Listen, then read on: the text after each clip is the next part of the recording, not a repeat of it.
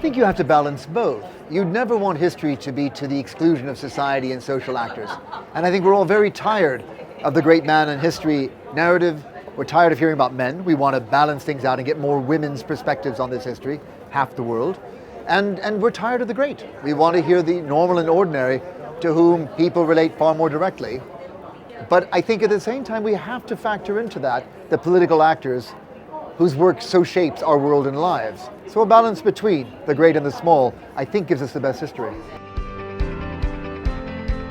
It's hard to characterize ISIS just as a red herring, because for the people who are living there, they're either very zealously engaged or else they're cowering in fear.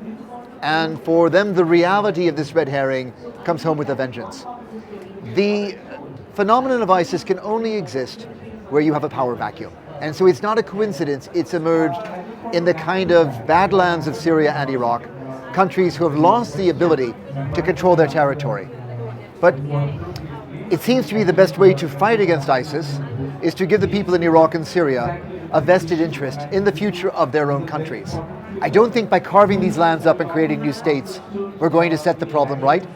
Remembering historic mistakes, there are no innocent partitions. And the partitions imposed on the Middle East after the First World War have proven really quite destructive. One might say the partitions introduced in South Asia have similarly led to conflict zones.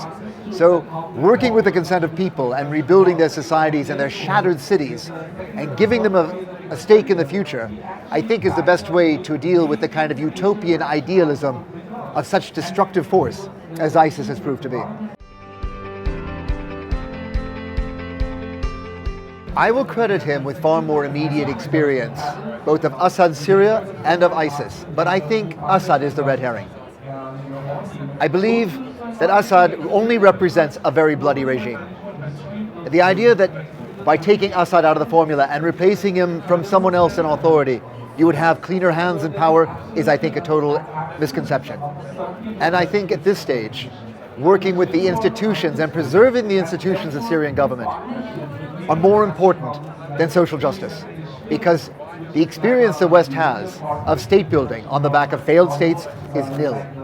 So preserve the state now as a last wall against the total collapse and nihilism that will come with a failed state, even if that means working with someone with such bloody hands as Bashar al-Assad.